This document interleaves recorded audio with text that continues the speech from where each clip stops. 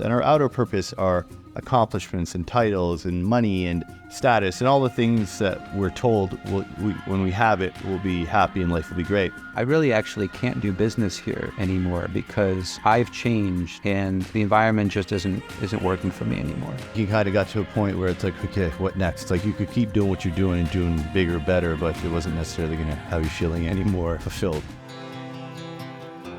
Welcome to the Path to Purpose podcast, where I share incredible conversations with amazing humans who went through a pivotal shift in their lives that have put them on their path of purpose, profit, and impact. My name's Zarak Fatah. I'm a serial entrepreneur and life coach.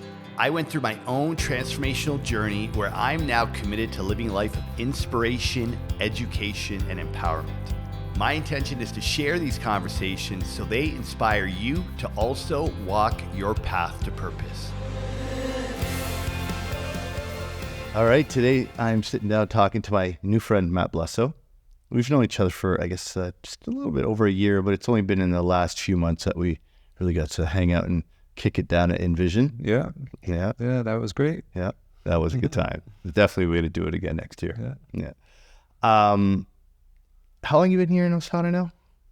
Coming up on 5 years. Okay. Although still some time back in New York, but kind of...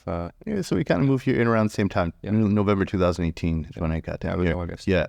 And I remember when I got down here, obviously part of my intention was wanting to find a home, wanting to be a part of a community. And it probably wasn't until a year or two after I got here that I heard about the Shift community. And I heard your name around because we have mutual friends and bumped into each other a couple of times. But yeah, it's really been last year that we've kind of got to know each other more so. And I'm super curious to learn about your background coming from New York, moving here to Costa Rica, to Nosara, concept creation, development of the Shift community. Conscious communities are something that are becoming more, I'd say, popular or more desirable. People are wanting to leave North America or wherever they are and, come live in this utopian paradise that we're fortunate enough to call home. And people are craving community. So I would love for you to share a little bit about your journey of how, first off, what was life like for you in New York? What were you doing there? What brought you here to Costa Rica? And, I want to learn all about Shift. I know a little bit about it, but I'm really happy we're sitting down to have this conversation because I want to learn all about Shift, the principles of Shift community, and just where you came up with the idea to create this beautiful concept. Sure. Well, that's a lot. Yeah. So we'll start with, who was Matt 6-7 years ago in New York City? Okay. Well, I'll start with, so I'm a career real estate developer and entrepreneur. I was fortunate enough to get my start in New York early and, was just really motivated, really hungry. I grew up with a lot of insecurity, and that's an amazing motivator for sure. And so that really did drive me to want to succeed and make something of myself. Both, I would say, improving myself and financially as well. I spent a lot of my life suffering from scarcity thinking and that's that can serve as a motivator as well. Not a healthy one, but it's a motivator that in many cases I think drives people to get on the treadmill of finance and of trying to bring in more and more money. And so that's the path that I started off on, and I was very fortunate in that I was able to find some early success, and I, started with nothing and didn't have any connections or really help. My parents were actually really helpful, and my dad, served as an early mentor for me, and helped me with some of my very early real estate investment that I made right out of college, and I bought an apartment, and that's kind of how it all started.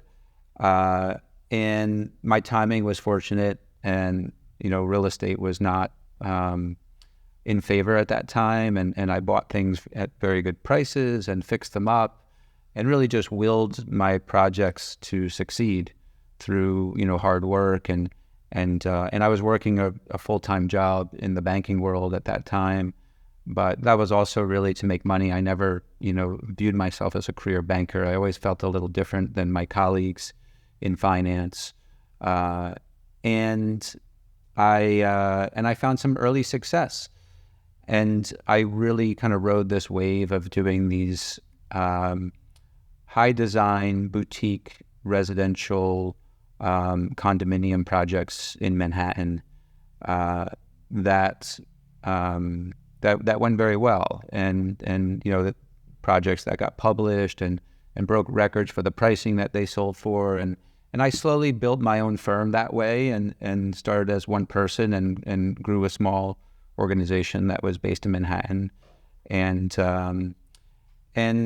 the fortunate thing, I think, was not so much the success, like the financial success, but the fact that I found it at an early enough age where I was able to tell that more of that was not going to make me happier. Mm-hmm.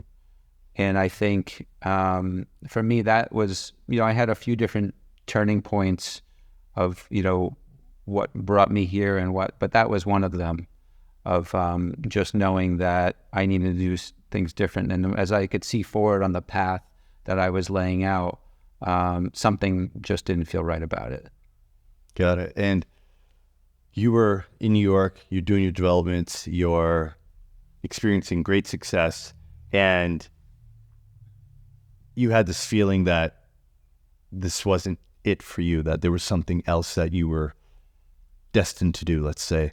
And so with the timeline of you having success, building your projects in New York, was there any key moment or anything that happened that just had you realize, like, okay, I don't want to be doing this anymore or for much longer, and you started to feel the draw to leave New York? Like, for you, what was it that had you decide to leave? You didn't have to leave. I mean, it sounds like you had a pretty good gig going there in New York. What was it that inspired you to want to make the change?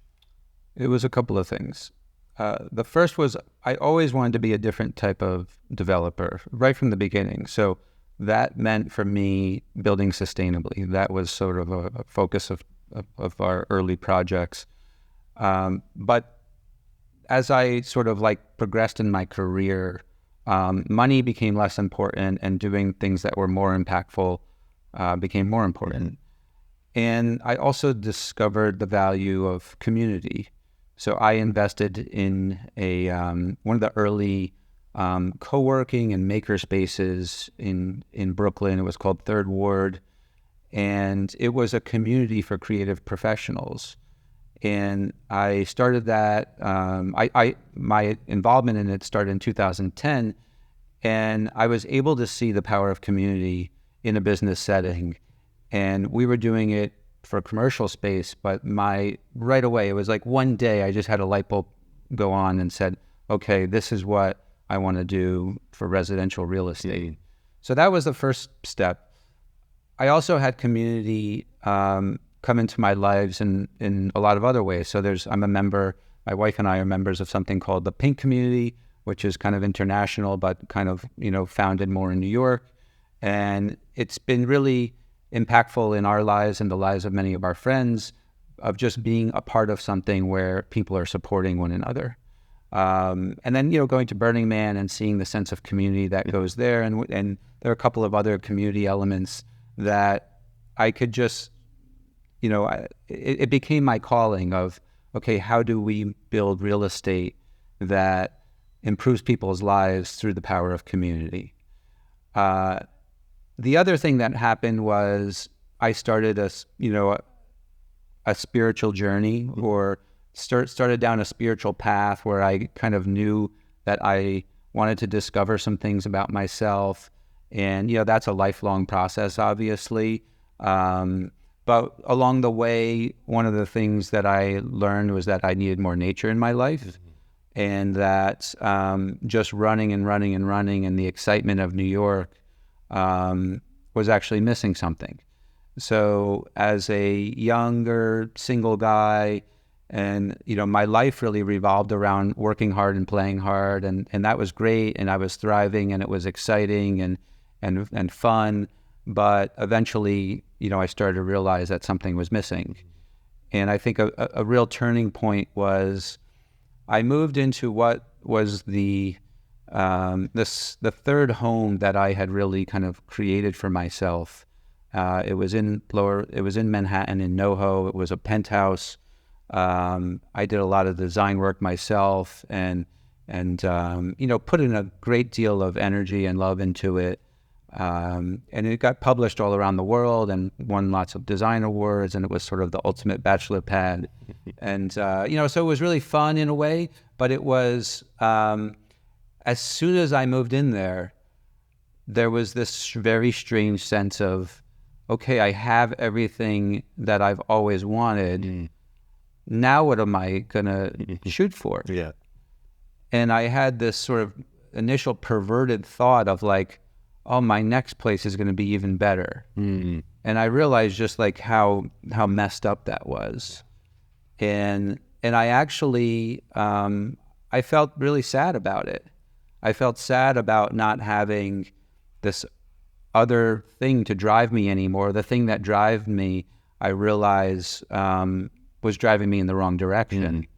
And so, that's kind of, that's the fortunate element, that it happened at a young enough age. Yeah.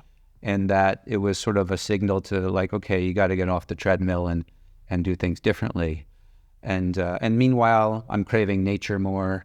And I actually came down to Nosara in 2013. I did a week-long retreat at Blue Spirit, which was really really worthwhile for me at that time.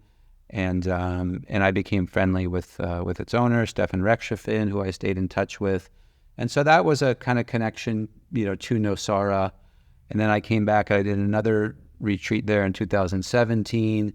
And I think that was the moment where I realized, like, hey, our son was finishing elementary school. We didn't like the middle school options, so we didn't know what to do with him in that regard.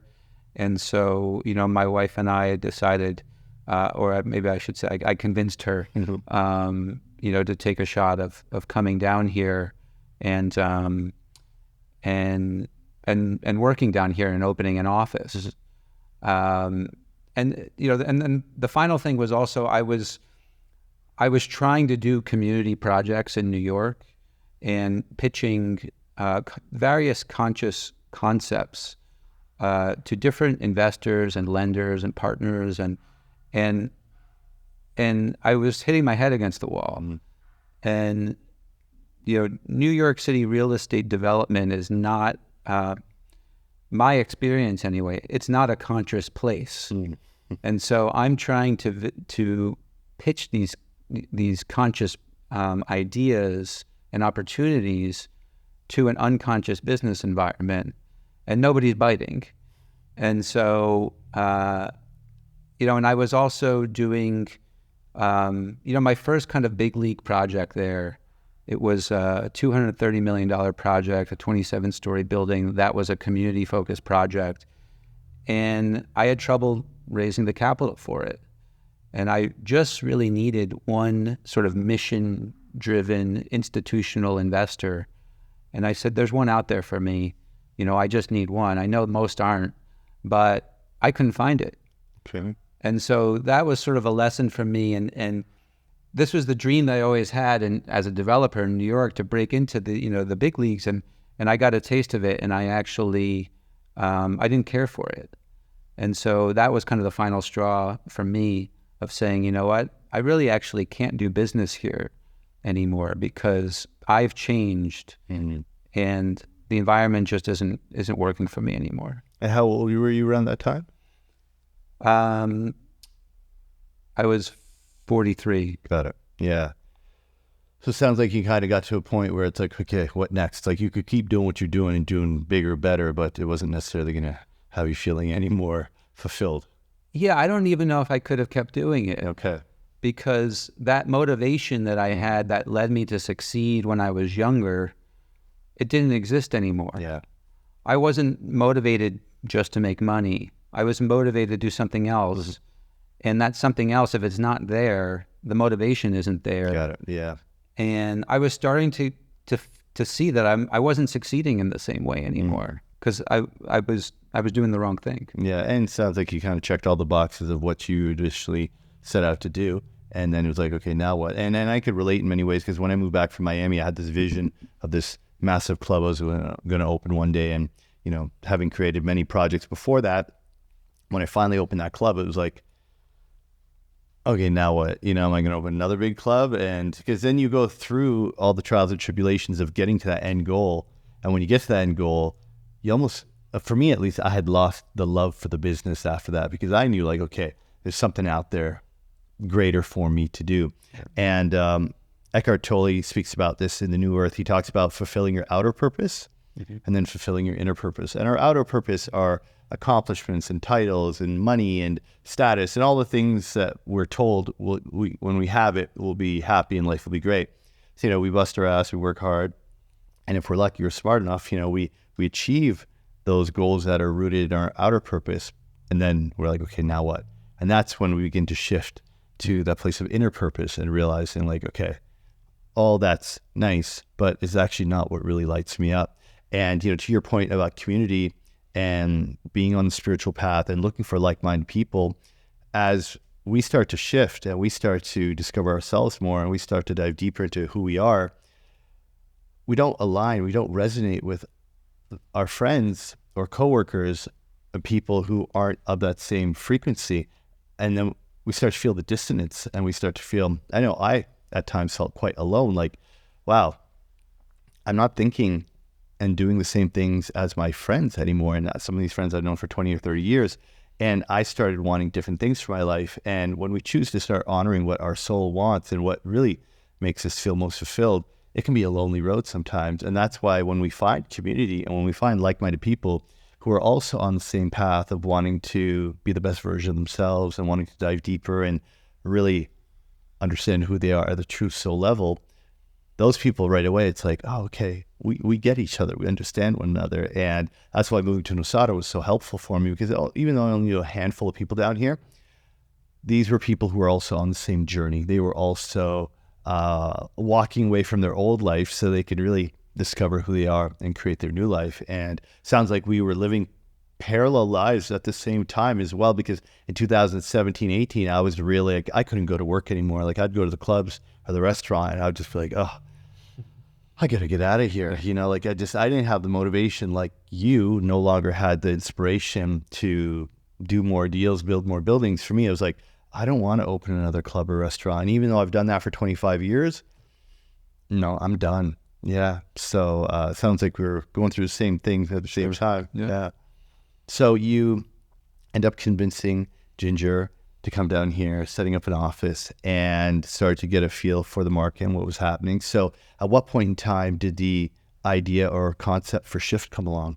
Before moving here. Yeah. It was always the plan that this was the work that I wanted to do. It was a question of where, and I knew New York wasn't the easiest or best place to do it, but it was where I was already set up.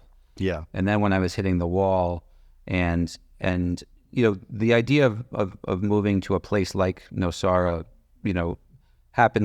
started maybe 10 years earlier. Okay. So it was always the plan to do a community-focused project here, even before we arrived. Yeah. And it seems like a lot of people gravitate to this little town because they're done with the bright lights of the big city, whether it be Toronto or New York, and they're wanting a more simple, more natural kind of back to basics life. And it seems that, especially, with the pandemic and all the restrictions going on around the world, that Nosara and Costa Rica really became like a place where people wanted to move to be in communities. So it seems like your idea and concept is perfectly aligned with what has really transpired here. Now, a lot of people, the term conscious community is really gaining momentum because as people become more conscious, they want to be in community. So can you share a bit about how would you define a conscious community, and what are the unique elements about the shift community, as you said, like the 6 principles of shift that really would differentiate it from somebody just buying a house in a regular gated community with shared amenities? Sure. Well, defining consciousness, it's no easy task. Sure. But I'll oversimplify it, I guess. At least for Shift, we look to attract community members that are interested in things outside themselves. So that's, helping others, helping the environment, helping the surrounding community, and that derive gratification by being a force for good in some way, rather than just trying to think individualistically. I would say that's my simplest Got it. description of it. So at Shift we have 6 principles, and they are environmental stewardship, self-inquiry, generosity, accountability, and play. Love it. And so we are looking for people that those things are important for them. And the thesis is that when, so the word community is thrown around a lot. So, when in New York City, there are, new developments that are promoting community, and they have all of these shared amenities for the residents, and most of them get no use. And the reason for that is there's not a strong commonality for the people that live in that particular building. So I lived in a building in Manhattan, and nobody said hi to anybody, in the hallway, in the elevator. It was just sort of like, look at your phone, look away. So, and everybody just retreats to their own world. So, and it's in part because that's the sort of unwritten rule of what you're supposed to do for a lot of people. And in part because that's just what people want. People are just obsessed with their own world, and that's what they're focused on. So, when you put a group of people like that in, something you're calling a community, not a lot is going to happen. But when you put together a group of people that actually want to support one another, want to have supportive relationships in their lives, want to know their neighbors on a deep level, and be friends with them, and have their kids play together, and share resources, and share responsibilities, and share knowledge and gifts, that's when beautiful things happen. And so when you put particularly a diverse group of people together, but have a shared value system, there's this incredible synergistic benefit that happens. And so that's one of our focuses is that we aim to be highly inclusive. So we look to attract people from all different, cultures, economics, ages, sexual orientation, you name it. But we are looking for people who share values, and whose, those 6 principles are important to them. And, and it's a fine line, but we look to be, selective around values, but highly inclusive in every other element. And that's what we believe makes for a really successful community where people really do support one another. Yeah, it's beautiful. And there are already a few conscious community concepts here in Costa Rica, like Alegria is being built right now, but there's Ecovias. I know there's one closer to San Jose, and many being built right now because people are realizing that it's within community that you really get to thrive and support one another. And the children, like they say, it takes a village to raise a child, right? You have the support of the community and your neighbors. And that's one thing I noticed moving here is like, I actually know my neighbors. Like everybody here says hi to one another. I know that if my dog goes missing, I can call one of my neighbors. Chances are they know where she is or can find her. And it's the first time in my life I have ever experienced being in community. And it's so refreshing to just know that you have the support of the people who you live next to. Because, living in condos in Toronto for all those years, never spoke to my neighbors. You get in the elevator, everybody looks down at the floor. And I think just society, we inherently want to feel connected. We want to feel supported, but I feel like we have almost lost touch with that because we feel like it's not going to be welcomed. Like it's not something we do. People are just kind of conditioned to avoid eye contact and don't say hi to strangers and all that. But it's obvious like that is what people want. People want human connection, and people want to know that they feel safe and supported by those around them. So I'm curious to know, like, how are you drawing in these like-minded people who are wanting to be a part of this community that have these shared values? Like, where are they coming from? Yeah. So far, it's been pretty much word of mouth. Yeah, and this started as my wife Ginger and my closest friends. There was, I think, anybody who's a part of a community at some point, a conversation comes up was, wouldn't it be great if we could all live together? Yeah. And so, that was always my dream of sort of making that happen on a very selfish level for our friends, because this is the way that we want to live and who we want to live with. So that was sort of an initial nucleus that started, and then it's kind of grown outwards from there. But it's really been all word of mouth. We just put up a website, just a few months ago. And so now we're, for the first time, starting to, reach out to the rest of the world and, say who we are and what we're doing. But we really wanted to start it with a very strong, core nucleus of people to sort of set this tone of, this is what we're doing here. And it's, I believe it's an extraordinary group of people. It's really a very kind and generous and self-aware, eclectic group of people that that will then attract others that have similar mindsets. Yeah. And ultimately, how many homes, how many residents, what's that going to look like 5 years from now once everything's built and up and running? So we're not sure is the short answer, because we are planning the project in phases. Okay. So we are going to be selling lots and homes in the first phase, very soon, and that we've planned as having about 35 to 40 residences, and that's the biggest part of the project.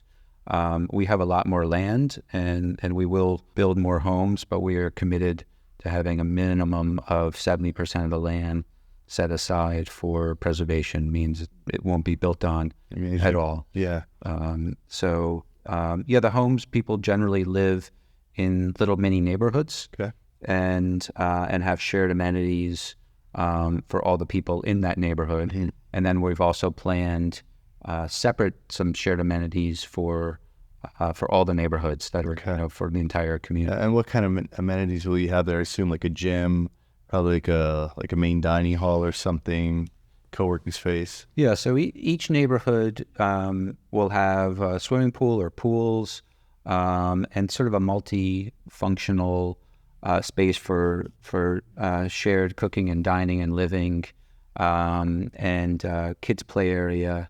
That'll be the sort of, we'll have, a bunch of those in each neighborhood. Mm-hmm. And then separately we have, 3 different kind of community-wide amenities areas. One has a big clubhouse, so that's a place where the entire community could eat together, and we're planning on having some co-working space there, meeting rooms, kids play area, indoor and outdoor, different movement, exercise options, a media room, a shared library, hopefully a music studio. Yes. And then we have another a content film studio in there too. You can do your podcast. Yes, we can do the podcast there for sure. And the other area we're calling El Sanctuario, and that we were going to have. It's actually at the highest point in our property, mm-hmm. where we have beautiful ocean view, and I think in most real estate development projects here, that's the piece of land that would be sold off to the highest bidder and the wealthiest among the community members. And instead we view it as it's the best spot. It should be shared by everybody. Beautiful. So we're doing a community amenities on the top of it, and that would be a spa and hammam and sort of a lounge and small event space for someone who wants to throw a party. And then the third area is it's actually kind of deep in the woods at one of the other highest places in the land, and that's just a contemplative or meditation space that is only reached by walking there. And it's far enough away that when you go there, you probably won't see other people. And we just thought that would be a nice thing to have as well. Yeah, sounds like quite the beautiful little oasis you're creating. Now, although you were a developer before in New York, with the successful track record, coming to Costa Rica and really building a new concept which you've never built before. Like, you've had the vision, but this is your first time building a community of this type.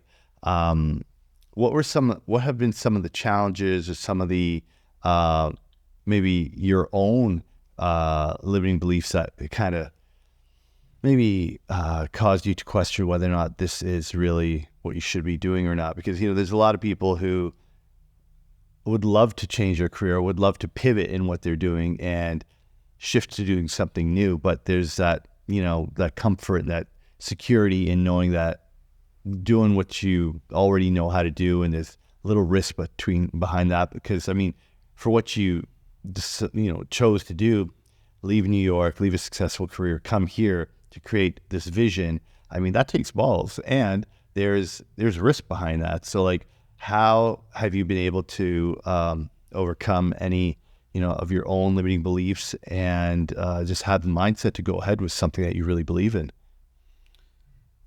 Boy, that's a tough one. I feel like, well, thank you for saying that. I've never felt like it took balls. I kind of felt like I had no other choice. Yeah. Like I almost feel like it chose me rather than I chose it. It was just, I guess it just felt like my mission. It felt like this is what I'm supposed to do. Like I knew I wanted to do purposeful work, and my background is in real estate, so, and entrepreneurship. So it was, Shift is really a study of, okay, we all have to live somewhere, and how do we use real estate as a means of improving the lives of people that live in it, and the lives of the surrounding community and the environment at large. And so the goal was to create a model for that. Okay.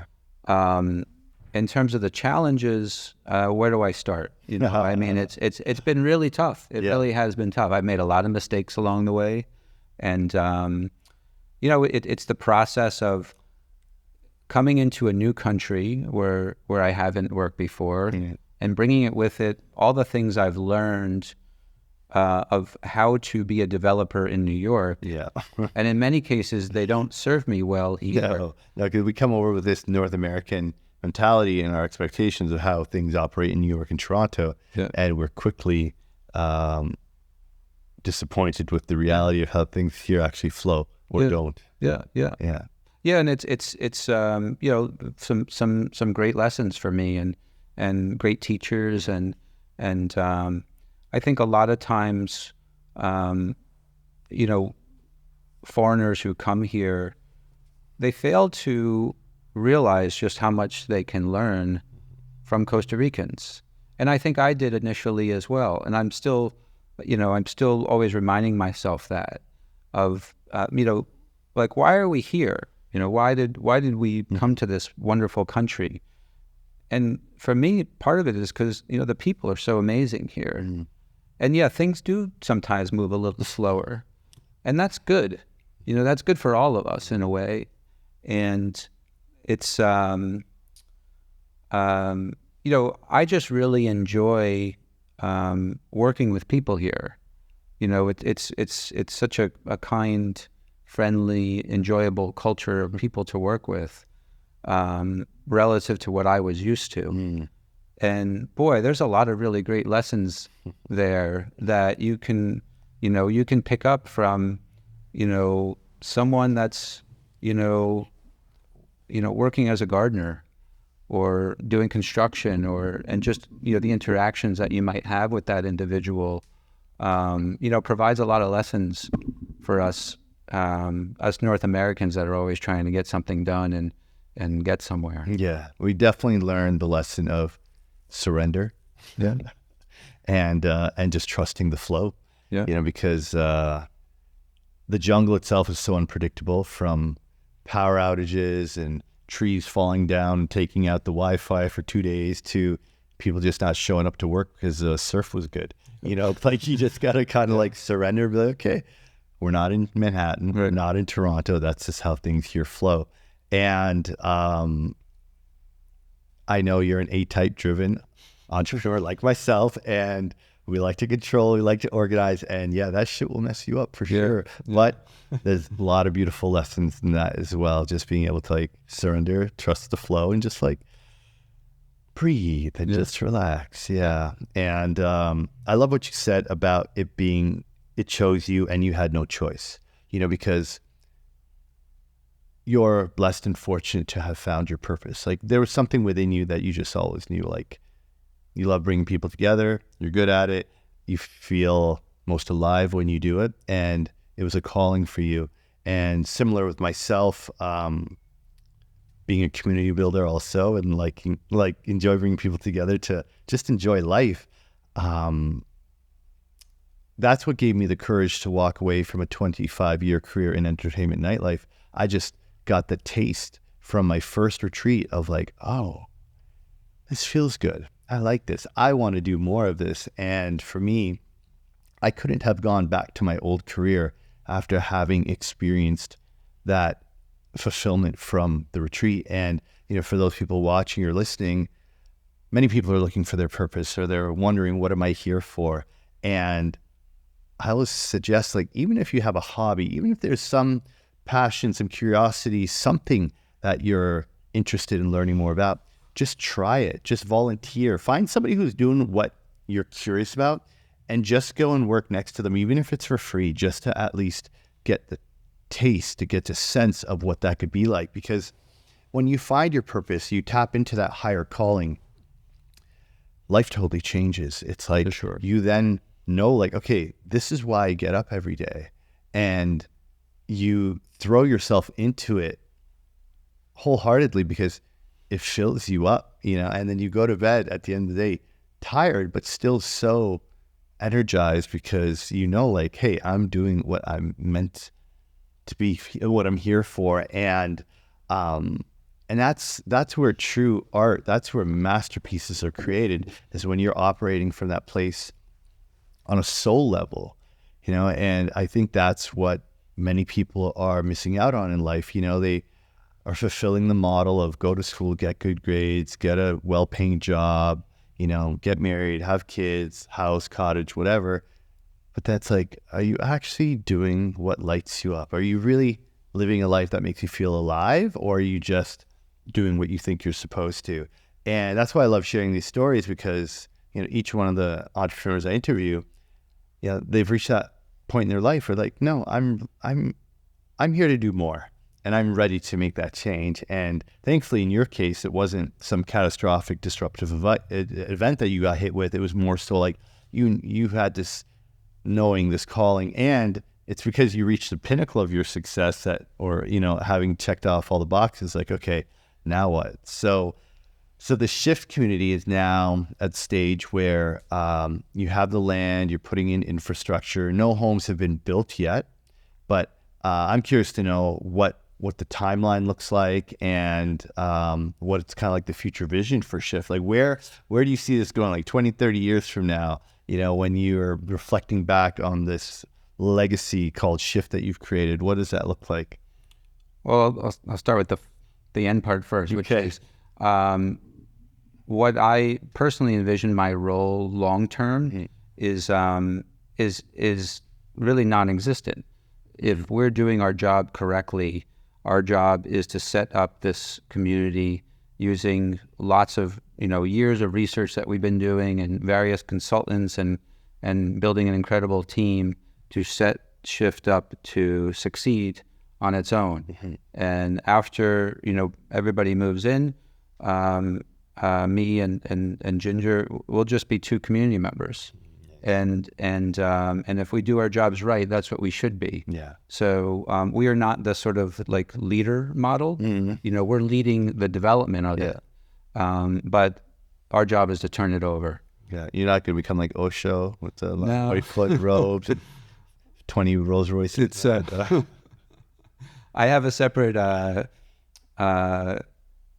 alter ego that's patterned after him that I do as a comedy routine. Oh, really? Yeah. Actually, which serves as a great reminder of all the things not to do. Got it.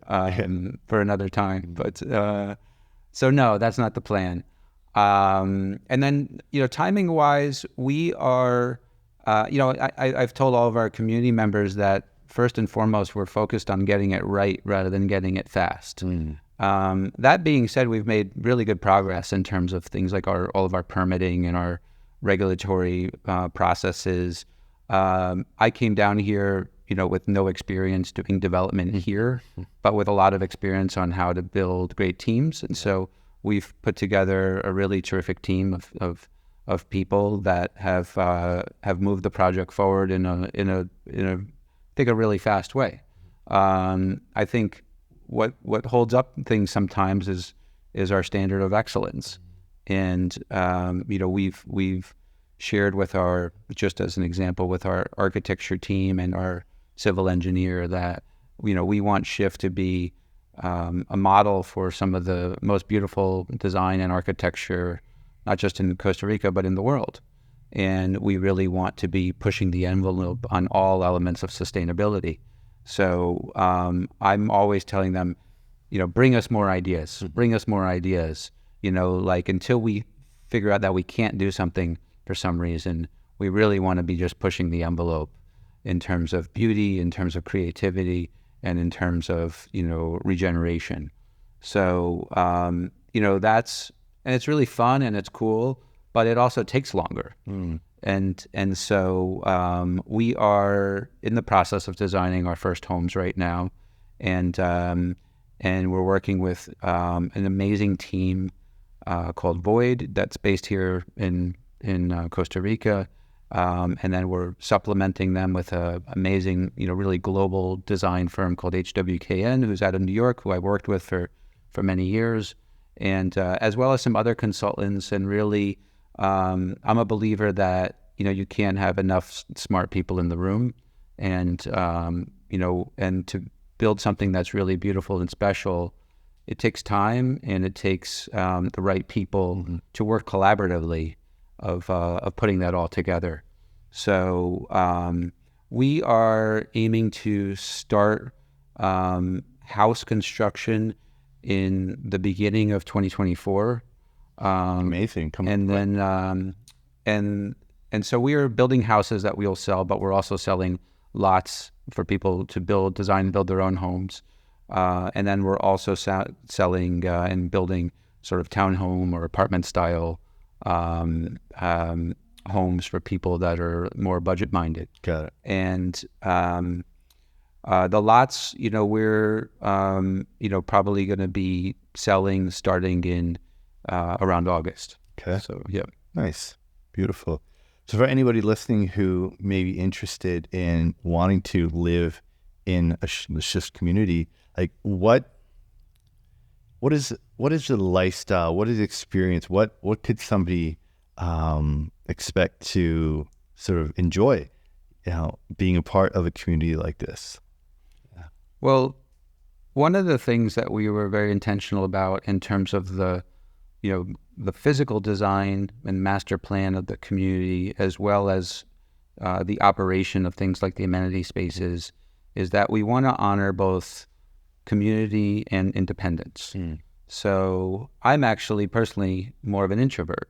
I get my energy from being alone because I'm working all day and I actually need to be just by myself sometimes. And I think, and so I'm someone that doesn't want to be around people all the time, yet I really thrive in those times when I do. Yeah. And so we really have designed it to make the community elements optional.